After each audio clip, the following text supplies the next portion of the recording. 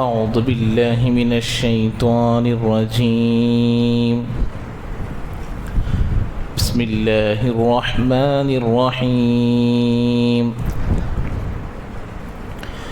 ولن ترضى عنك اليهود ولا النصارى ولن ترضى عنك اليهود ولا النصارى حتى تتبع ملتهم قل إن هدى الله هو الهدى ولئن اتبعت أهواءهم بعد الذي جاءك من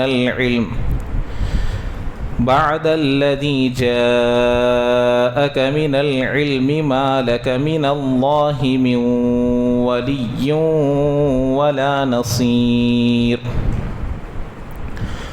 الذين آتيناهم الكتاب يتلونه حق تلاوته أولئك يؤمنون به ومن يكفر به فأولئك هم الخاسرون صدق الله العظيم.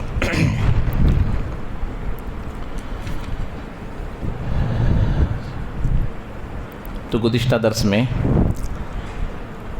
سب سے بڑا ظالم کون ہے اس کا پورا مفصل ذکر آ چکا ہے کہ مسجدوں کو ویران کرنے کی کیا کیا شکلیں ہو سکتی ہیں. تو لہٰذا مسجدوں سے کسی کو کسی بھی طریقے سے روکنے کی اجازت بالکل نہیں ہے، اور روکنے کے طریقے کئی سارے ہو سکتے ہیں جیسے کہ گزشتہ درس میں پوری باتیں آ چکی ہیں. اب جو دو آیتیں رکوع نمبر 14 کی جو دو آیتیں باقی رہ گئی تھی، اب اس کی تشریح اور تفسیر ہے. تو اللہ تعالیٰ یہاں پر ایک اصول بتا رہے ہیں. یہود و نصارہ کی جو دشمنی ہے، ہمارے اور ان کے درمیان جو دشمنی ہے، ابھی آپ لوگ دیکھ رہے ہیں، عیسائی ہو، یہود ہو، مشرکین ہو، یہ تمام لوگوں کی دشمنی چلی آ رہی تھی، چل رہی ہے، قیامت تک چلتی رہے گی. لیکن ختم ہوگی، کب ختم ہوگی اس کو اللہ یہاں بیان کر رہے ہیں. اور اگر کوئی ایسا کرے گا تو اس کی کیا سزا ہے وہ بھی اللہ تعالیٰ بتا رہے ہیں. اللہ تعالیٰ یہ کہہ رہے ہیں کہ دیکھو یہ جتنی دشمنی ہے، یہ جتنی سازشیں ہیں، یہ سب ایک ہی لمحے میں ختم ہو جائیں گی. کب؟ جب کہ آپ ان کے دین کو اختیار کر لو گے. یعنی کہ مسلمان یہود بن جائے، مسلمان عیسائی بن جائے، مسلمان مشرک بن جائے. آپ لوگ دیکھتے ہیں نا پچھلے 10 سالوں میں کیسے کیسے واقعات پیش آئے. گھر واپسی آپ دیکھے ہوں گے. گھر واپسی کیوں منایا گیا؟ مسلمانوں کو اچھا رکھنے کے لیے، مسلمانوں کے جو غریبی حالت ہے اس کو دور کرنے کے لیے نہیں، بلکہ ایمان سے، اسلام سے پھیرنے کے لیے. تو ایسی حالتیں آئیں گی اور یہ دشمنی ختم ہو جائے گی.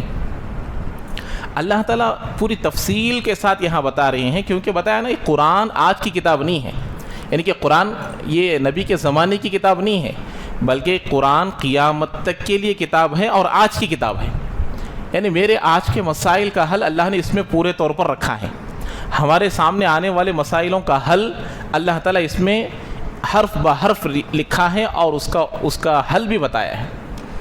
تو اللہ تعالیٰ یہاں نبی سے کہہ رہے ہیں. یہاں پر ایک چیز اللہ نے بتایا جس کو فرض محال بولتے ہیں، یعنی وہ چیز ناممکن ہے.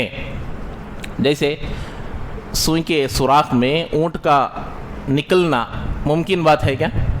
ممکن نہیں ہے، ناممکن باتوں میں سے ہیں.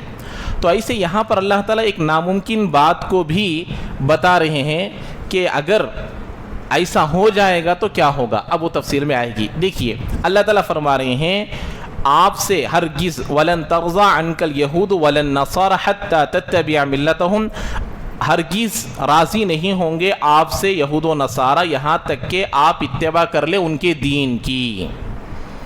آپ جو سیکولر کام کر لو، آپ جو بھائی چارگی کا معاملہ کر لو، آپ جتنی بھی اچھی دوستی کا معاملہ کر لو، ان 3 لوگوں کے ساتھ، یہودیوں کے ساتھ، نصرانیوں کے ساتھ اور مشرکین کے ساتھ، جتنا بھی کر لو، لیکن یہ آپ سے پورے طور پر راضی نہیں ہوں گے۔ کب ہوں گے؟ جب اپنے دین کو پورے طور پر چھوڑ کر ان کے دین کو اختیار کرو گے تو راضی ہوں گے۔ آج ہمارے لوگ کیا کرتے ہیں کہ بھئی سیکولر ہے، چلو کچھ نہ کچھ ان کا ساتھ دے دیں گے، اس لیے ان کے عبادت گاہوں میں چلے جانا اور وہاں جا کر ان کے تہواروں کو منانا اور ان کی چیزوں کو کھا لینا اور ان کی چیزوں کو صحیح بولنا، اسی لیے ان کی مبارکبادی دینا بھی جائز نہیں ہے۔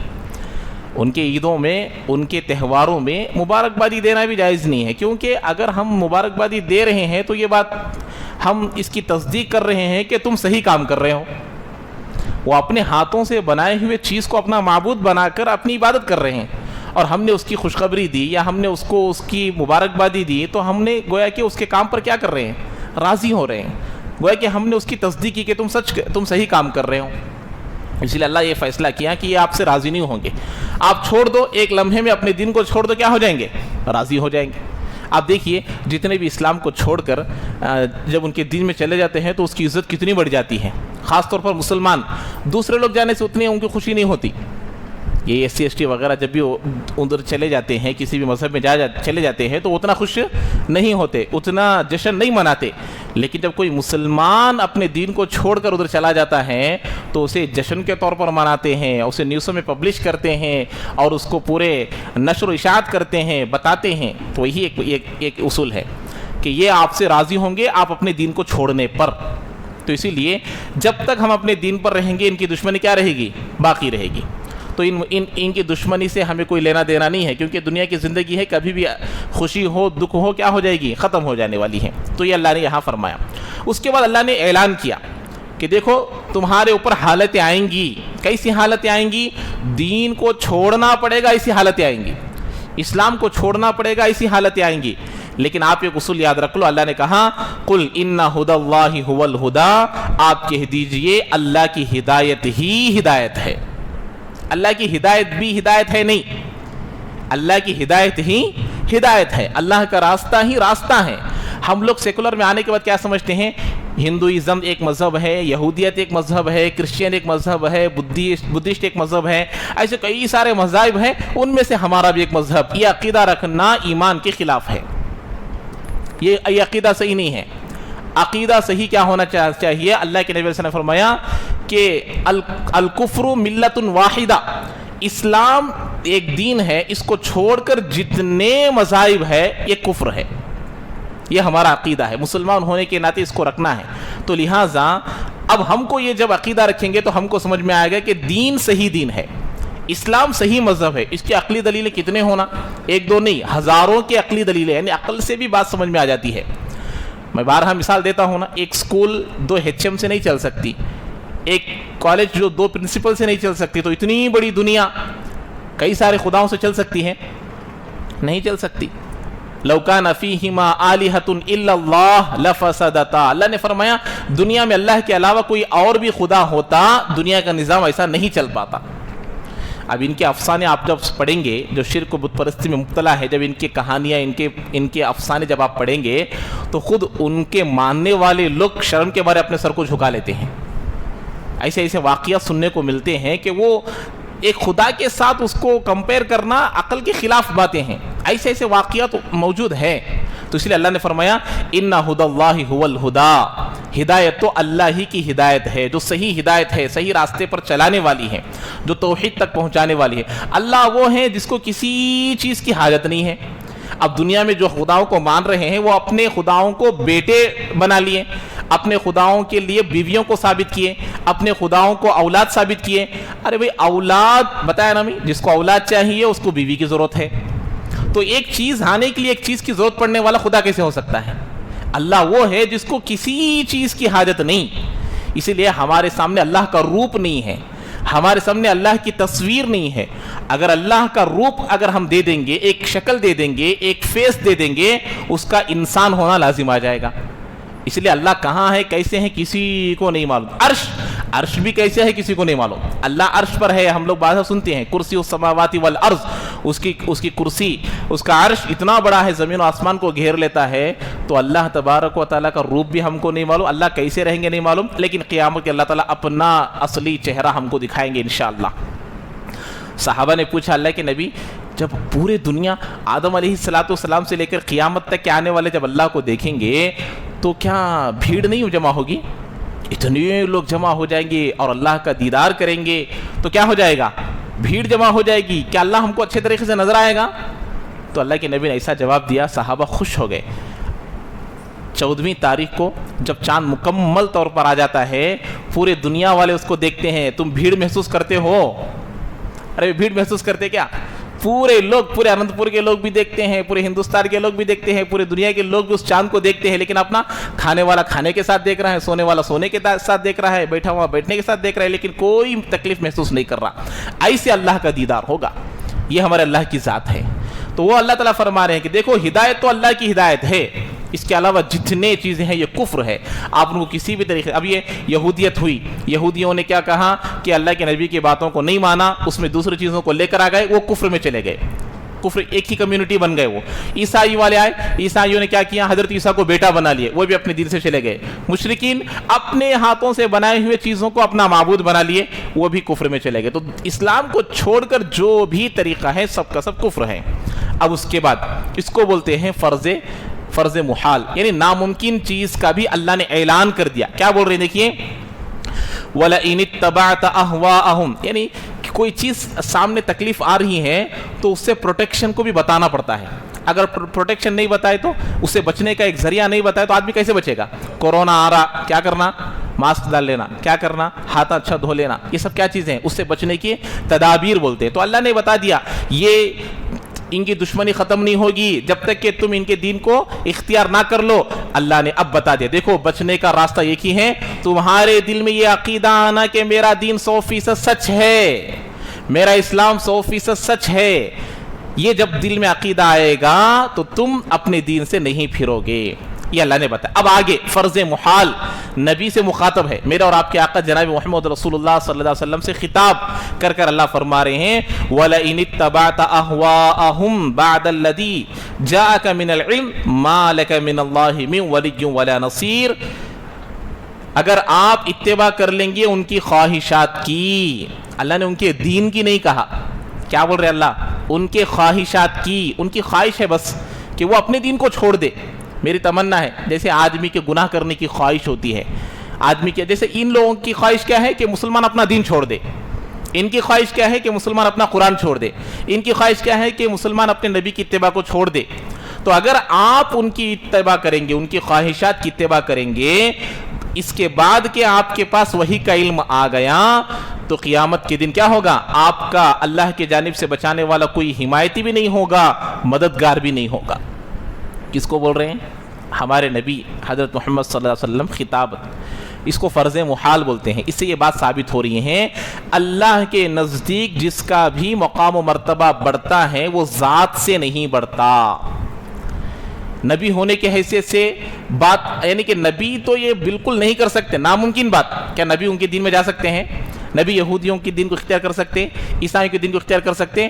تو جو ناممکن ہے ان کو بھی اللہ نے یہ بتا دیا کہ نبی بھی اگر خدا نہ خواستہ ایسا کر لیں گے تو ان کو بھی کوشچن مارک، تو اس کے بعد آنے والوں کا کیا حال؟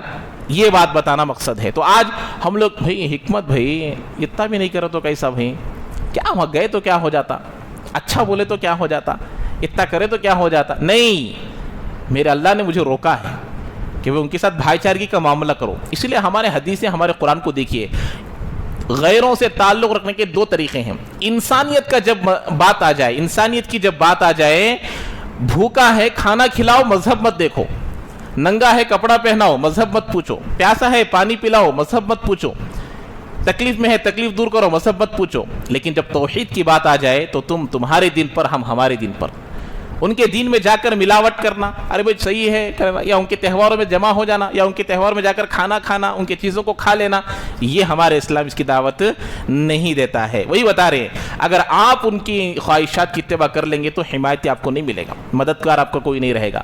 تو اسی لیے ہمارے لیے ضروری ہے کہ آج دیکھنے کو ملتا ہے ابھی جو ان کی عید گئی ہے، اس میں کتنے لوگ ایسے ہیں جو ان کے عیدوں میں جاتے ہیں، ان کے تہواروں میں جاتے ہیں، باقاعدہ ان کے پورے رسموں میں شامل ہوتے ہیں۔ اللہ معاف کرے کہ یہ بالکل جائز نہیں ہے. تبھی تو ان کو معلوم ہوگا کہ بھئی یہ آدمی جب اپنے دین پر قائم رہے گا تبھی سامنے والے کو معلوم ہوگا کہ بھئی ان کا دین صحیح ہے, کہ اپنے دین کے معاملے میں کسی کا کمپرومائز نہیں کرتے. کمپرومائز کریں گے تو معلوم ہو جائے گا بھئی ان کو بھی ان کے دین پر یقین نہیں ہے, ان کو بھی ان کے دین پر یقین نہیں ہے جیسے کہ ہم کو یقین نہیں ہے. ایسی بات آ جائے گی. ہم کو ہمارے دین پر 100% جم جانا چاہیے. وہی بات یہاں بتا رہے ہیں. اچھا, اس کے بعد دیکھیے اب کتاب کے سلسلے میں اللہ تعالیٰ فرماتے ہیں الذین آتیناہم الکتاب. ہمارے قرآن کے سلسلے میں اس کتاب میں اللہ نے بتایا نا ھدی للناس, لوگوں کے لیے اللہ نے اس میں ہدایت رکھی ہے. صرف مسلمانوں کے لیے, مومنین کے لیے اور خود قرآن پڑھنے والوں کے لیے ہدایت نہیں. کن کے لیے ہے؟ ھدی للناس, سب کے لیے ہیں. لیکن اللہ نے ایک شرط لگا دی کہ بھئی قرآن پڑھنے والے ہر ایک کو ہدایت ضرور ملے گی. لیکن کب ملے گی کہ اس کو یہاں بتایا جا رہا کہ قرآن کو جیسا پڑھنے کا حق ہے ویسا پڑھیں گے تو ہدایت ضرور ملے گی. وہی بتا رہے اللہ تعالیٰ کہ الذین آتیناہم الکتاب, وہ لوگ جن کو ہم نے کتاب دی ہیں وہ اس کی تلاوت کرتے ہو جیسا کہ اس کی تلاوت کا حق ہے. تو اللہ تعالیٰ کیا آگے فرما رہے ہیں اولئک یؤمنون بہ, یہی لوگ اس پر ایمان لانے والے ہیں, یہی لوگ اس پر ایمان لانے والے, یعنی کہ اس کا حق جیسا ہے. پچھلے زمانے میں یہود و نصارہ میں اتنے سخت دشمن ہونے کے باوجود بھی جب اس کو ہدایت کی نگاہ سے پڑھے, اپنے دین کو چھوڑے, اللہ کے نبی پر ایمان لے کر آ گئے. عیسیٰ علیہ السلام کو ماننے والے, موسیٰ علیہ السلام کو ماننے والے, ہدایت دل کے آنکھوں, دل کے کانوں سے, دل کے آنکھوں سے جب انہوں نے اس کو پڑھا اور سنا تو اللہ کے نبی کے متبع بن گئے. عبداللہ بن سلام رضی اللہ تعالیٰ عنہ آ کر اسلام کیسے قبول کر, دیکھ کر کہنے لگا کہ بھئی یہ چہرہ جھوٹے کا چہرہ نہیں ہو سکتا. ہمارے نبی کو چہرے کو دیکھ کر ان کے تعلیم کو سنے. سب سے پہلا جملہ اللہ کے نبی نے فرمایا بھوکوں کو کھانا کھلاؤ. یہ انسانیت کا تقاضا تھا. اللہ کے نبی ہجرت کر آئے, آتے ہی نہیں بولے جو شرک کرنے والے ہیں ان کو یہ کر دو, ان کو یہ کر دو, نہیں, بھوکوں کو کھانا کھلاؤ, سلام کو عام کرو. بھوکوں کو کھانا کھلانا انسانیت کا تقاضا, اور سلام کرنے سے محبت بڑھتی ہے. یہ دو چیزوں کو سنے, ایمان لے کر آ گئے اور کہا کہ یہ جھوٹے کا چہرہ نہیں ہو سکتا. تو وہ یہاں پر فرما رہے ہیں تو قرآن کو ان کے حق کے ساتھ جب پڑھتا ہے بندہ تو اللہ تعالیٰ ہدایت اس کو ضرور رکھا ہے, اس میں آدمی کو ضرور ہدایت مل جاتی ہے. تو اب یہاں پر دیکھیے حق تلاوتی ہی, تلاوت کو سمجھنا بہت ضروری ہے. ہم لوگ سمجھتے ہیں کہ بھئی ہمارے اوپر نماز کے شرائط ہم کو معلوم ہے, نماز کے فرائض ہم کو معلوم ہے, لیکن قرآن صحیح پڑھنا بھی فرض ہے. اس کو ہم نے اب آج تک نہیں سمجھا. ورتل القرآن ترتیلا, کہ قرآن کو ترتیل کے ساتھ ٹہر ٹہر کر صحیح پڑھنا چاہیے, جیسے نازل ہو ویسے پڑھنا چاہیے. سیکھنے کی کوشش تو بھی ہم لوگوں کو ضرور کرتے رہنا چاہیے. قرآن کو غلط پڑھنا حرام ہے. ہمارے جتنے 28 حروف ہے, 29 حروف ہے, یہ جتنے حروف ہے, ان حروفوں کی ایک حرف کی آواز ایک حرف کے ساتھ برابر نہیں ہے. آپ دوسرے کسی زبان میں بھی ان حرفوں کے بدلے میں دوسرا حرف نہیں لا سکتے. مثال کے طور پر میں بارہا بتاتا ہوں, اب سا ہے, اب سا جب ہم عربی میں پڑھتے ہیں تو اس کو مخارج کی جگہ ہے کہ اس کو کہاں لگا کر نکالنے سے سا کے تا کے بعد جو سا آتا ہے. اب سین ہے, سین کو پڑھتے ہیں. اب آپ جب اس کو انگریزی میں لکھیں گے تو دونوں کے لیے وہ کیا لکھے گا؟ یس کو لکھے گا. تیلگو میں لکھے گا تو سا کو لکھے گا. وہ سا کے لیے بھی سا لکھے گا, سین کے لیے بھی سا لکھے گا. اب سا کے لیے الگ سے حرف کہاں سے لائے گا وہ؟ چلو صاد ہے, اب صاد کے لیے حرف کہاں سے لائے گا؟ کون سی زبان والا لائے گا؟ وہ نہیں آ سکتا. طا ہے, طا کے لیے کہاں سے حرف آئے گا؟ نہیں آئے گا. تو اللہ تبارک و تعالی یہ عربی زبان کی نہیں بلکہ قرآن کا امتیاز ہے کہ اس کو اسی زبان میں پڑھنے سے ہی اس کا حق ادا ہو سکتا ہے, دوسرے زبان میں پڑھنے سے اس کا حق ادا نہیں ہو سکتا. اسی لیے عربی الفاظ کو دوسرے زبانوں میں پڑھنا جائز نہیں ہے. اس کا میننگ پڑھ سکتے ہیں, ٹرانسلیشن پڑھ سکتے ہیں, ترجمہ پڑھ سکتے ہیں, مطلب پڑھ سکتے ہیں دوسری زبانوں میں, تفسیر تشریح سب کسی بھی زبان میں پڑھ لو, لیکن قرآن کو عربی زبان میں پڑھنا ضروری ہے, تبھی اس کا حق ادا ہو سکتا ہے. اب پڑھنے جاتے بہت سارے لوگ اماموں کے پاس, مسجد کے اماموں کے پاس پڑھنے جاتے, اور پڑھنے کو امام صاحب کے اوپر احسان کر رہے سمجھتے. پڑھنے آ رہے, سیکھ رہے, اور سیکھنے کو کیا سمجھتے؟ ہمیں امام صاحب کے اوپر کیا کر رہے ہیں؟ احسان کر رہے سمجھ. حالانکہ امام صاحب ان کے اوپر احسان کرتے ہیں, سکھا کر, پڑھا کر. کیا بسا اوقات انہوں جب دل میں آ چھٹی ڈال سکتے. امام صاحب ایک دن نہیں آئے, ارے مولانا برابر آتش نہیں با, انہوں ہفتے میں 8 دن بھی چھٹی ڈال سکتے, مہینہ بھی چھٹی ڈال سکتے. ایسا عقیدہ رکھنے والے موت تک بھی نہیں سیکھیں گے. سکھانے حضرت علی جیسی ذات نے فرمایا جس نے مجھے ایک حرف سکھا دیا میں اس کا غلام ہوں, وہ چاہے مجھے غلام بنا لے یا آزاد کر دے. ایک مولانا, ایک حافظ صاحب, ایک مفتی صاحب ہم کو پورا نورانی قاعدہ سکھا رہے ہیں. ایک مرتبہ وہ کسی وجہ سے جلدی چلے گئے یا کسی وجہ سے نہیں آئے تو وہ 10 لوگوں کے پاس بول دیا مولانا آئے نہیں, مولانا آئے نہیں, مولانا آئے نہیں. یہ کتنے بار چھٹی کرا بولتا کہ نہیں بولتا. تو ایک تو یہ بات ہے کہ ہم لوگ ان کی عظمت بھی کریں اور ان کے پاس جا کر شاگردی ہیں, چاہے وہ ایک حرف پڑھائے, نورانی قاعدہ پڑھائے, اردو قاعدہ پڑھائے, کوئی پڑھائے, وہ استاد ہی ہے. ہم بڑے ہو گئے ہیں, یہ ہماری غلطی ہے کہ ہم نے بچپن میں نہیں سنا. تو حق یہی ہے کہ ہم کتاب کا بھی ادب کریں, سکھانے والے کا بھی ادب کریں, یہ ہمارے لیے بہت ضروری ہے. تو اسی لیے قرآن کو سیکھنے کی پوری کوشش کریں, پورے طور پر سیکھنے کی کوشش کریں. اور اگر خدا نہ خواستہ پورا صحیح طور پر سیکھنے سے پہلے موت بھی آ گئی تو اللہ تبارک و تعالی صحیح پڑھنے والوں کے ساتھ اٹھائیں گے انشاءاللہ. تو سب نیت کریں گے انشاءاللہ. تو اللہ وہی فرمانے اس کا حق جیسا ہے ویسے ہی تلاوت کریں گے تو یہی لوگ ایمان لانے والے ہیں قرآن پر. اب جتنے لوگ دنیا میں آپ لوگ دیکھے ہوں گے قرآن, عیسائی سب سے زیادہ اسلام قبول کرنے والے عیسائی ہے. یہودی دین میں نہیں آتے, یہود کٹر دشمن ہے مسلمانوں کی, چاہے وہ قرآن پڑھے کچھ بھی پڑھے وہ دین میں نہیں آئیں گے. عیسائی بہت سارے لوگ اسلام میں داخل ہونے والے عیسائی ہیں. جب انہوں نے قرآن کا مطالعہ شروع کیا, قرآن کو جب پڑھنا شروع کیا تو صحیح طور پر خالی اس ذہن ہو کر سمجھنے کی کوشش کی تو اللہ نے ان کو ہدایت سے نوازا. ایسی کئی مثالیں ہیں, کتنے ہزاروں نہیں بلکہ کروڑوں کی مثالیں ہیں جنہوں نے قرآن کو پڑھ کر کیا کیا, اسلام کو قبول کر لیا. کیوں؟ اسلام کو اس طریقے, قرآن کو اس طریقے سے پڑھنا ضروری ہے کہ وہ اب اس کے اندر کمی بیشیوں کو ڈھونڈنے کی نیت سے, اس میں برائیوں کو نکالنے کی نیت سے پڑھے گا تو اللہ اسے کہاں سے ہدایت دیں گے. تو اللہ یہی بتا رہے کہ بھئی اس کا حق جیسا ہے ویسا پڑھے گا تو اللہ اس کو ضرور ہدایت دیں گے. یہی لوگ اس پر ایمان لانے والے ہیں. آگے اللہ نے فرمایا وَمَن يَكْفُرْ بِهِ, اور جو اس کا انکار کرتے ہیں یہی لوگ خسارہ اٹھانے والے ہیں. تو خسارہ اٹھانے والے کا مطلب آخرت میں ان کو عذاب ملے گا, آخرت میں ان کو سزا ہوگی. تو دنیا میں کیا خسارہ, نماز صحیح نہیں ہوگی, نماز کو صحیح پڑھنا پڑے گا, تلاوت کو صحیح کرنا پڑے. کم سے کم دیکھیے نماز کی تلاوت تو ہماری صحیح ہونی چاہیے. اس لیے آپ لوگوں سے گزارش ہے جو بھی ابھی تک قرآن صحیح نہیں سیکھے ہیں, ایک تو سورہ فاتحہ کو صحیح کرنا, ایک والعصر, انا اعطینا, قل اعوذ برب الفلق, قل اعوذ برب الناس, اور قل هو اللہ احد, یہ جو چھوٹی چھوٹی صورتیں ہیں کم سے کم 4 صورتیں تو بھی ہماری صحیح ہونی چاہیے تاکہ ہماری 4 رکعت کی نماز کیا ہو جائے, صحیح ہو جائے. تجوید کے ساتھ اس میں جتنے حروف ہے اس کو پڑھنا سیکھ لیں گے, نماز صحیح ہو جائے گی, نماز درست ہو جائے گی.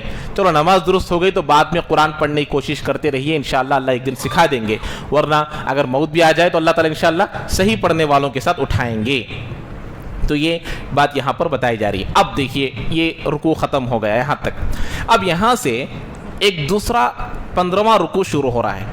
15ویں رکوع کی شروعات پھر اللہ تعالیٰ بنی اسرائیل کے تذکرہ سے شروع کر رہے ہیں. آپ لوگوں کو معلوم ہے بہت دن ہو گئے, اب یہ میرے خیال سے 27 یا 28واں ہفتہ چل رہا ہے, یعنی کہ درس ہوا ہے. تو بنی اسرائیل کا تذکرہ 47ویں آیت میں شروع ہوا تھا, یا بنی اسرائیل اذکروا. 40 پر 7ویں آیت میں بنی اسرائیل کا تذکرہ شروع ہوا تھا. وہاں سے ان کی خرابیاں, وہ یہ کیے, موسیٰ علیہ السلام کو ستائے, نبی کو ایسا بولے, صحابہ کو ایسا ستائے, یہ پورے چیزیں گزرے ہیں. تقریباً 3-4 مہینے گزر گئے اس میں.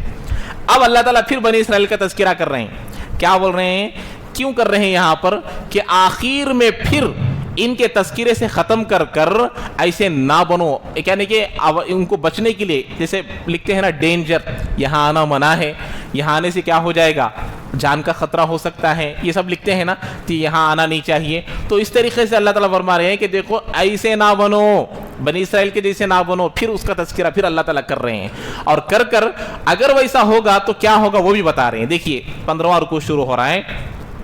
اللہ تعالیٰ فرما رہے ہیں کہ یا بنی اسرائیل اذکروا نعمتی اللتی انعمت علیکم وانی فضلتکم علی العالمین. یہی آیت سورہ بقرہ کے اس رکوع میں شروع ہوا تھا, 47 یا 48ویں آیت میں اللہ نے ایسے ہی کہا تھا, اے بنی اسرائیل یاد کرو تم میری اس نعمت کو جو میں نے تم پر کیا, اور میں نے تم کو فضیلت بخشی پورے عالم پر. فضیلت بخشی یہ بات وہی پر اللہ نے کہا تھا. اب پورا تذکرہ آنے کے بعد اللہ اب کہہ رہے ہیں واتقوا، ڈرو ایسے دن سے، واتقوا یوما لا تجزی نفس عن نفس شیئا ولا يقبل منها عدل ولا تنفعها شفاعۃ ولا هم ينصرون. اگر بنی اسرائیل کے جیسے بنو گے، ہٹ درمی بنو گے، ضدی بنو گے، قیامت کے دن معاملہ کیسا ہے معلوم؟ ڈرو اس دن سے جس دن کام نہیں آئے گا کوئی نفس کسی نفس کو کچھ بھی، کوئی جان کسی جان کے لیے کچھ بھی کام نہیں آئے گا. باپ بیٹے کو دیکھ کر بھائے گا. فَإِذَا جَاءَتِ الصَّاخَّةُ يَوْمَ يَفِرُّ الْمَرْءُ مِنْ أَخِيهِ وَأُمِّهِ وَأَبِيهِ. بھائی بھائی کو دیکھ کر بھاگے گا. ایسے دن میں کوئی کسی کا کچھ کام نہیں آئے گا. اس دن سے ڈرو. اور وَلَا يُقْبَلُ مِنْهَا عَدْلٌ، اور قبول نہیں کیا جائے گا فدیہ، فائن. دنیا میں کوئی چیز ہو گئی، بیل وغیرہ مل جاتی ہے، فائن دینے پر پولیس چھوڑ دیتے ہیں، عدالت چھوڑ دیتی ہے فائن چھوڑنے پر، لیکن وہاں کوئی فائن کوئی فدیہ وغیرہ کچھ بھی نہیں چلے گا. وَلَا تَنْفَعُهَا شَفَاعَةٌ، اور کسی کی سفارش بھی قبول نہیں کی جائے گی. ہندوستان میں قانون ہے، معلوم ہوگا آپ لوگوں کو، کسی کو پھانسی کی سزا ہو گئی، عمر قید کی سزا ہو گئی، تو پریزیڈنٹ کی سفارش پر اس کی سزا موقوف ہو سکتی ہے. راشٹرپتی اس کی سفارش کیا تو اس کی سزا کیا ہو جائے گی؟ سپریم کورٹ نے سنایا کہ بھائی اس کو پھانسی دینا چاہیے، اس کو سزائے موت ہے. لیکن جب پریزیڈنٹ نے اس کی سفارش کی تو اس کی سزا کیا ہو جائے گی؟ ختم ہو جائے گی. تو اللہ نے بتایا ایسی سفارش وہاں نہیں چلے گی، سزا کا مستحق جو ہوگا وہ سزا پائے گا. تو اسی لیے ایسے نہ بنو. یہ اللہ تعالیٰ قیامت تک آنے والے لوگوں کو بنی اسرائیل کو سامنے رکھ کر بتا رہے ہیں کہ ایسے نہ بنو. جیسے ایک اچھے طالب علم کو رکھ کر بتاتے ہیں کہ ایسا پڑھو، ایسا لکھو، ایسا ہوم ورک کرو، ایسے ہی ایک دوسرے طالب علم کھڑا کر کے پڑھتے ہیں ایسا کبھی بھی نکو بنو. اب باہر جاتا رہتا، کبھی دیکھتے ٹیچر دیکھو انہوں بھی تمہارے ساتھ بیٹھتا تھا، سو آج میکینک بن کو بیٹھا ہے، آج یہ کرلے کو بیٹھا ہے. ایسا نہیں بننا. مثال کے طور پر پیش کرتے ہیں، اچھے کو بھی پیش کرتے، برے کو بھی پیش کرتے. اللہ نے بھی ایسے ہی کہا، دین کے معاملے میں صحابہ کو پیش کیا کہ دیکھو صحابہ جیسے بنو، اور بگڑنے کے معاملے میں اللہ نے بنی اسرائیل کو پیش کیا کہ بنی اسرائیل مشرکین یہود و نصارہ کے جیسا نہ بنو. یہ اللہ تعالیٰ یہاں پر مثال کے طور پر پیش کیا. اچھا اب دیکھیے، اب یہاں سے حضرت ابراہیم علی نبینا و علیہ السلام کا ذکر شروع ہو رہا ہے. حضرت ابراہیم علیہ السلام کا ذکر کیوں شروع ہو رہا ہے؟ اس کی تمہیدی بات بھی سمجھنی چاہیے. مشرکین، یہود، نصارہ، یہی تین مذاہب ہے دین میں، پورے دنیا میں یہی تین اصل مذاہب ہے. یہ تینوں کے تینوں ابراہیم علیہ السلام کو اپنا مقتدا مانتے ہیں. مشرکین بھی مانتے ہیں، یہود بھی مانتے ہیں، نصارہ بھی مانتے ہیں. اور ہر ایک مذہب والے حضرت ابراہیم کو اپنے دین پر ہے بولتے تھے. یہود بولتے تھے حضرت ابراہیم یہودی تھے، نصارہ بولتے تھے کہ ابراہیم علیہ السلام عیسائی تھے. مشرکین بولتے تھے، جیسے کہ پیچھے بھی آیا نا کہ ہمارا دین صحیح ہے، ہمارا دین صحیح ہے. تو مشرکین نے بھی کیا کہا؟ ہمارا دین صحیح ہے، حالانکہ ان کے پاس کوئی کتاب ہی نہیں ہے، آسمانی کتاب بھی نہیں، نبی بھی نہیں، رسول بھی نہیں. یہ انہوں بولتے دیکھا چولہا پھوکی بولتے نہیں. اس طریقے سے مشرکین نے بھی کہا ہمارا دین بھی آسمانی دین ہے، ہمارے پاس بھی کتاب ہے. اس طریقے سے باتیں چلی. تو اب جب یہودیوں نے کہا کہ ابراہیم علیہ السلام ہمارے دین پر تھے، عیسائیوں نے کہا کہ حضرت ابراہیم ہمارے دین پر تھے، تو انہوں بھی کیا کہنے لگے؟ نہیں نہیں نہیں، ابراہیم صاحب ہمارے دین پر تھے. مشرکین نے نعوذ باللہ کہ اللہ حضرت ابراہیم علیہ السلام بت پرستی کرنے والے، کیا اللہ ابو موحد تھے، وہ ابو الانبیاء تھے، انبیاء کے ابا حضرت ابراہیم علیہ السلام توحید کے علمبردار تھے. ایسے نبی تو وہ کبھی شرک کر سکتے ہیں کیا؟ نعوذ باللہ. تو یہ مشرکین کہتے تھے کہ یہ ہمارے مقتدا ہے. تو اللہ نے اب اس کا جواب دے رہے ہیں کہ حضرت ابراہیم کی اصل حالت کیا تھی، وہ کون سے دین پر تھے، وہ کس طریقے سے زندگی گزارے ہیں، اس کو یہاں سے بیان کریں گے. تو دیکھیے حضرت ابراہیم علیہ السلام کا تذکرہ شروع ہو رہا ہے. وَإِذِ ابْتَلَىٰ إِبْرَاهِيمَ رَبُّهُ بِكَلِمَاتٍ فَأَتَمَّهُنَّ قَالَ إِنِّي جَاعِلُكَ لِلنَّاسِ إِمَامًا قَالَ وَمِن ذُرِّيَّتِي قَالَ لَا يَنَالُ عَهْدِ الظَّالِمِينَ. اور جب آزمایا اللہ تعالیٰ نے کئی ساری باتوں سے، اور جب آزمایا حضرت ابراہیم علیہ السلام کو ان کے پروردگار نے بہت ساری باتوں میں، تو انہوں نے ان تمام کو پورا کر کے دکھلایا. اللہ نے امتحان لیا بہت ساری باتوں میں. حضرت ابراہیم علیہ السلام کو کئی ساری تکلیفیں آئی. جب اپنے شہر میں تھے، نمرود بادشاہ ان کو تکلیفوں میں ڈالا، جاہل قوم نے ان کو تکلیفوں میں ڈالا، اور پھر اس کے بعد ان کو آگ میں ڈالا گیا، اور پھر وہ اتنا ستانے کے باپ بھی دشمن بن گئے. आज़र जो उनके अब्बा थे वो बाप भी दुश्मन बन गया, और फिर वहाँ से छोड़कर अपने मुल्क को छोड़कर फिर वहाँ से मिस्र को गए। वहाँ मिस्र को गए तो हजरत उनकी बीवी पर इज्जत लूटने की कोशिश की गई। वहाँ का जो बादशाह था उनकी बीवी पर निगाह डाल दिया था, अल्लाह ने बचा लिया। और फिर बाद में मिस्र में भी उनको चैन नहीं मिला तो फिर फ़लस्तीन को आए तो कई सारी तमन्नाओं के बाद हजरत इस्माइल पैदा हुए, और अल्लाह ने फिर इम्तिहान लिया कि इनको लेकर जाकर ऐसे जंगल में छोड़ कर आओ जहाँ ना खाना है, ना पीना है, ना सोना है, कोई ना हो, खाली मैदान हो। और वो मक्के की जगह थी जहाँ आज हम सब लोग जा रहे हैं, अभी उसका तज़किरा आएगा। वहाँ छोड़ने के लिए कहा, चलो फिर छोड़ कर आए, कामयाब हो गए। फिर जब बड़े हो गए तो बच्चे को कुर्बानी करने के लिए कहा कि बेटे को क्या करना है, ज़बाह करना है। अल्लाह ने उसके बदले में दुम्बे को लाया और उसको बचा लिया। तो बहरहाल ये तमाम चीज़ें आजमाइश के लिए थी। तो अल्लाह ने कहा कि ये तमाम आजमाइशों में हज़रत इब्राहिम क्या हो गए, कामयाब हो गए। वही बता रहे फ़अतम्महुन्ना, ये कौन बोल रहे हैं, कोई नबी बोल रहे हैं क्या हज़रत इब्राहिम ने पूरे काम कर दिया? अल्लाह बोल रहे हैं कि हज़रत इब्राहिम ने मेरी पूरी बातों को पूरा कर कर दिखलाया। स्टूडेंट के हक़ में टीचर की जो तारीफ़ होती है उससे बड़ा कोई तोहफ़ा नहीं होता। माँ बाप तारीफ़ करते अलग बात, भाई तारीफ़ करता अलग बात, लेकिन जब उस्ताद शागिर्द की तारीफ़ करता है तो उसका दिल इतना खुश हो जाता है कि उसको अल्फाज में बोलना मुश्किल है।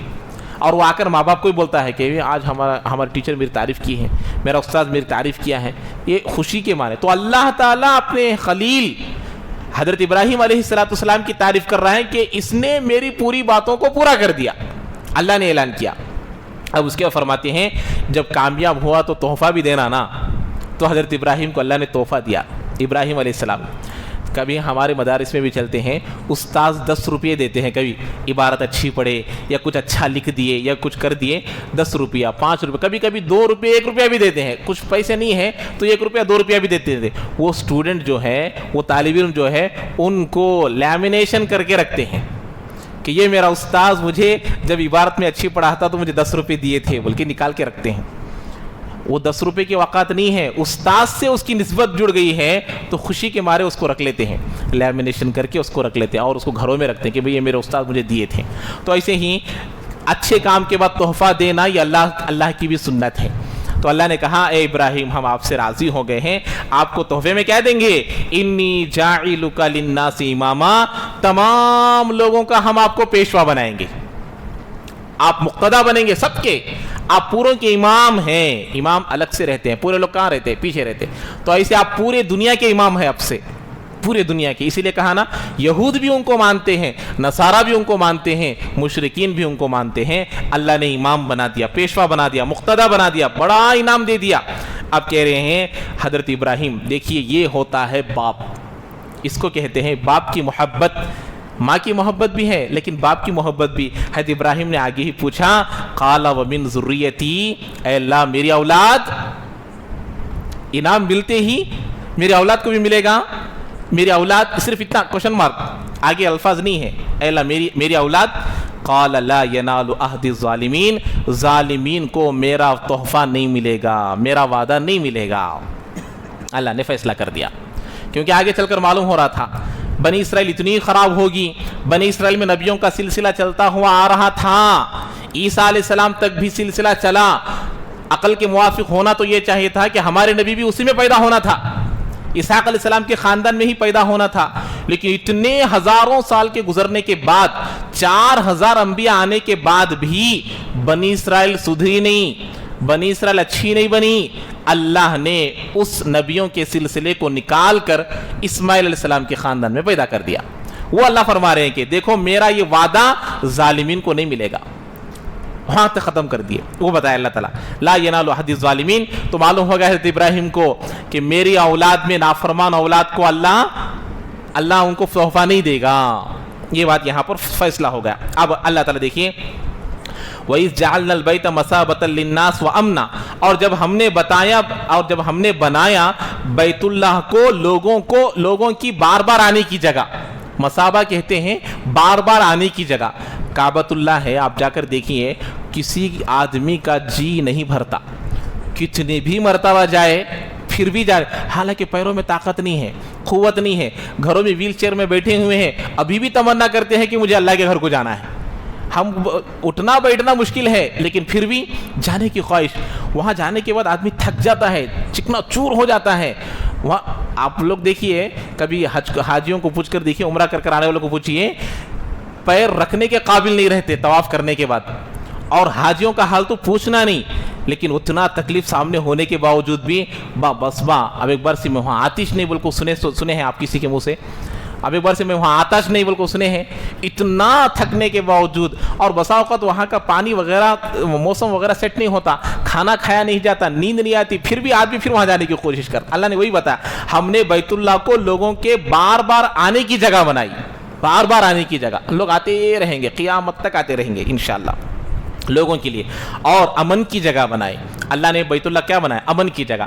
وہاں شکار کرنا جائز نہیں, کسی کو قتل کرنا جائز نہیں, وہاں کے پودوں کو نکالنا جائز نہیں, کسی کو قید کر رکھنا جائز نہیں. سب کے لیے امن ہے وہاں پر, سب کے لیے امن. کسی کے لیے بھی کسی کے قتل نہیں, اور کسی چیز کو شکار کرنے کی اجازت نہیں, کسی کو قید کرنے کی اجازت نہیں, خون بہانے کی اجازت نہیں ہے. امن ہے, سب کے لیے امن. اور اللہ نے امن کی چیز بنا دی. وَاتَّخِذُوا مِن مَقَامِ إِبْرَاهِيمَ مُصَلًّى, مقام ابراہیم کو نماز پڑھنے کی جگہ بناؤ. اللہ نے اعلان کیا, یہ تحفہ دیا نا اللہ تبارک و تعالیٰ. کیا حضرت ابراہیم علیہ السلام کو کیا بنایا؟ مقتدا بنا دیا, تحفہ دے دیا. اب وہ بیت اللہ کی تعمیر کیے ہیں, تو یہ چیزیں پہلے بتا رہے ہیں کہ بیت اللہ کو ہم نے لوگوں کے آنے کی جگہ بنائی, مقام ابراہیم کو نماز پڑھنے کی جگہ بنائی. جب بھی طواف ہو جاتا ہے, 7 چکر ہو جاتے ہیں, ہر 7 چکر کے بعد 2 رکعت وہ مقام ابراہیم کے قریب میں پڑھنا سنت ہے, مستحب ہے, مسنون ہے. ہر طواف کے بعد پڑھنا, 7 چکروں کے بعد پڑھنا. وہاں جگہ ہے تو وہیں پر پڑھ لینا, یا اس کے سیدھ میں تھوڑا دور جا کر بھی پڑھ سکتے ہیں, یہ افضل ہے پڑھنا. یہ کیا چیز ہیں؟ مقام ابراہیم. جیسے حجر اسود جنت سے آیا ہے, مقام ابراہیم جب بیت اللہ کی تعمیر کر رہے تھے تو حضرت ابراہیم علیہ السلام, چند آدمی بیلدار کو دیکھے ہوں گے آپ لوگ, کچھ دیوار تک زمین پر کھڑے ہو کر اینٹیں رکھ دیتا ہے. جب اوپر کو بننا ہے تو وہ لکڑی وغیرہ باندھ کر اس پر کھڑے ہو کر باندھتا ہے. تو حضرت ابراہیم علیہ السلام کو یہ دشواری پیش آئی کہ اب وہ بیت اللہ کو دیکھے ہوں گے آپ لوگ کتنے ہائٹ میں ہے, تو اللہ تعالیٰ نے ان کے لیے ایک لفٹ کے جیسا انتظام کر دیا. اس پر کھڑے ہو جاتے تھے, وہ اوپر کو بھی چڑھتا تھا, نیچے کو بھی اترتا تھا. وہی اسی کو مقام ابراہیم کہتے ہیں. وہ آج بھی وہیں پر موجود ہے. اس زمانے سے آج تک بھی اس کی جگہ تبدیل نہیں کی گئی, اسی جگہ پر آج بھی موجود ہے. تو اللہ نے کہا کہ اس کو نماز پڑھنے کی جگہ بناؤ. تو جگہ کا مطلب یہ ہے کہ ہر طواف کے بعد وہاں پر 2 رکعتیں پڑھنی چاہیے. اب اس کے بعد اللہ نے دونوں کو کہتے ہیں وَأَحِدْنَا إِلَىٰ إِبْرَاهِيمَ وَإِسْمَاعِيلَ أَن طَهِّرَ بَيْتِيَ لِلطَّائِفِينَ وَالْعَاكِفِينَ وَالرُّكَّعِ السُّجُودِ. اللہ نے پہلے امام بنایا حضرت ابراہیم علیہ السلام کو, مسجد کا متولی بنایا, کعبۃ اللہ کا متولی بنایا. اب ان کو ذمہ داری دے رہا ہے کہ ہم نے حضرت ابراہیم کو جو متولی ہیں, امام ہیں, اور ہم نے حضرت اسماعیل السلام کو جو کہ ان کے مددگار ہیں, دونوں کو حکم کیا کہ تم دونوں پاک کرو میرے اس گھر کو. کیا کرنا ہے گھر کو؟ جس کے ذمے میں ہوتی ہے مسجد, اس کے ذمے ضروری ہے کہ وہ مسجد کا ہر اعتبار سے لحاظ رکھے. پاک صاف رکھنا چاہیے, صفائی کا پورا انتظام کرنا. اور یہی اللہ نے ان کو بھی فرمایا کہ تم دونوں میرے گھر کو صاف ستھرا رکھو. کن کے لیے؟ للطائفین, طواف کرنے والوں کے لیے, والعاکفین, طواف کرنے والوں کے لیے, اعتکاف کرنے والوں کے لیے, رکوع کرنے, والرکع السجود, رکوع کرنے والوں کے لیے اور سجدہ کرنے والوں کے لیے. یہ عبادت مقصودہ ہیں. یہ پورے کیا کیا ہیں؟ طواف کرنا, اعتکاف کرنا, رکوع کرنا, سجدہ کرنا. یہ تمام چیزیں آ کر یہ کام یہاں کرنے والے ہیں. تو ان کے لیے کیا کرنا ہے؟ مسجد کو صاف کرنا ہے. کن کو حکم دے رہے ہیں اللہ تعالیٰ؟ ابو الانبیاء حضرت ابراہیم کو بول رہے ہیں کہ تم آپ گھر کو صاف کرو. اچھا, اب یہاں تک یہ باتیں ہو گئی. اب حضرت ابراہیم نے دعا کی, معلوم ہو گیا کہ میرا وعدہ میرے ظالم بیٹوں کو نہیں ملے گا. اب پھر بھی حضرت ابراہیم نے دعا کی. یہ دعا کا نتیجہ ہے آج ہم کو مکہ المکرمہ ایسی حالت میں دیکھنے کو مل رہا ہے. وہ جو دعا کیے تھے نا حضرت ابراہیم علیہ السلام, وہ دعا کا ذکر آ رہا ہے. حضرت ابراہیم نے کہا وَإِذْ قَالَ إِبْرَاهِيمُ رَبِّ اجْعَلْ هَٰذَا بَلَدًا آمِنًا وَارْزُقْ أَهْلَهُ مِنَ الثَّمَرَاتِ مَنْ آمَنَ مِنْهُمْ بِاللَّهِ وَالْيَوْمِ الْآخِرِ. اوپر معلوم ہو گیا تھا ظالم کو میرا وعدہ نہیں ملے گا.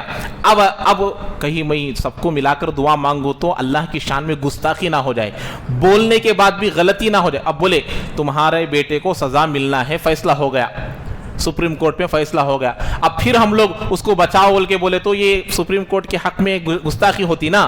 تو اس لیے ابراہیم علیہ السلام اب دعا کر رہے ہیں. جب حضرت ابراہیم علیہ السلام نے کہا اے میرے پروردگار اس شہر کو امن کا شہر بنا, پہلے امن کا شہر کہا, آپ دیکھیے پرسکون ماحول وہاں رہتا ہے, امن کا شہر بنا, اللہ نے بنا دیا. اے اللہ تو رزق دے قسم قسم کے میووں سے پھلوں سے یہاں رہنے والوں کو کن کو, جو تجھ پر ایمان لے کر آئے, ان میں سے جو تجھ پر ایمان لے کر آئے اور آخرت کے دن پر ایمان لے کر آئے. کیونکہ اب سب کے لیے بولے تو اللہ کی شان میں گستاخی ہو جائے. اللہ نے کہا ظالموں کو میرا حد نہیں ملے گا, لیکن اللہ کی ذات تو اللہ کی ذات ہے. اللہ نے کہا قال ومن کفر, دیکھیے جنہوں نے جو کفر اختیار کریں گے دنیا میں ان کو بھی تھوڑا نفع دوں گا. امامت کا معاملہ آیا تو کہا کہ میرا وعدہ تھوڑا بھی نہیں ملے گا, لیکن ثمرات کھانے کی چیزیں, دنیا کی چیزیں ان کو فائدہ پہنچے گا. کتنا پہنچے گا؟ تھوڑا پہنچے گا, کیونکہ دنیا ہے, ہر ایک کو فائدہ پہنچے گا. حضرت ابراہیم علیہ السلام احتیاطاً یہاں پر خالی مسلمانوں کے لیے دعا کیے کہ اللہ تجھ پر جو ایمان لے کر آئے, قیامت کے دن پر جو ایمان لے کر آئے, ان کو پھل دے, ان کو سہولتیں دے, ان کو اچھا رزق دے. تو اللہ نے کہا کہ دیکھو یہ فائدہ کافروں کو بھی ملے گا, کیونکہ دنیا ہے, پھل ان کو بھی ملیں گے, رزق ان کو بھی ملے گا, وہاں کی ہوائیں ان کو بھی ملے گی, سب کو ملے گی, لیکن تھوڑا ان کو فائدہ ملے گا. ثم استرہ الی عذاب النار, اس کے بعد میں ان کو گھسیٹ لاؤں گا آگ کے عذاب کی طرف. وبئس المصیر, اور وہ برا ٹھکانہ ہے. اب یہاں تک حضرت ابراہیم علیہ السلام کا ذکر آیا. اب اس کے بعد جو ابھی رکوع پورا نہیں ہوا, 15واں رکوع پورا نہیں ہوا, ایک صفحہ ہوا ہے.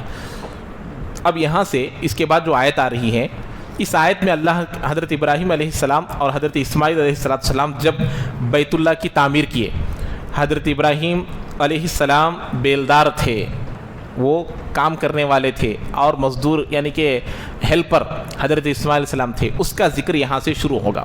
اور پھر اس کے بعد حضرت یعقوب علیہ السلام انتقال ہونے کے وقت میں انہوں نے اپنے بیٹوں کو وصیت کی تھی کہ تم یہودی ہو کر ہی مرنا. یہ یہودی بولتے تھے, یہودی مذہب پر ہی مرنا بول کے نصیحت کیے تھے بول کے. تو ان کے مقابلے میں اللہ تعالیٰ اس کا جواب دیتے ہیں کہ حضرت یعقوب نے مرنے کے وقت میں اپنے بیٹوں سے کیا کہا تھا, حضرت ابراہیم نے اپنے بیٹوں سے کیا کہا تھا. وہ نصیحت بھی آگے آ رہی ہے کہ یہ دو انبیاء اپنی اولاد کو کیا نصیحت کیے تھے, اور حضرت ابراہیم حضرت اسماعیل علیہ السلام نے بیت اللہ کی تعمیر کیسے کیے تھے, ان کو کیسے معلوم ہوا کہ بیت اللہ یہی ہے. یہ تمام چیزوں کا ذکر انشاءاللہ اگلے درس میں آئے گا. اللہ تعالیٰ ہم تمام کو عمل کی توفیق نصیب فرمائے. سبحان اللہ وبحمدہ, سبحانک اللہم وبحمدک, ونشہد ان لا الہ الا انت نستغفرک ونتوب الیک.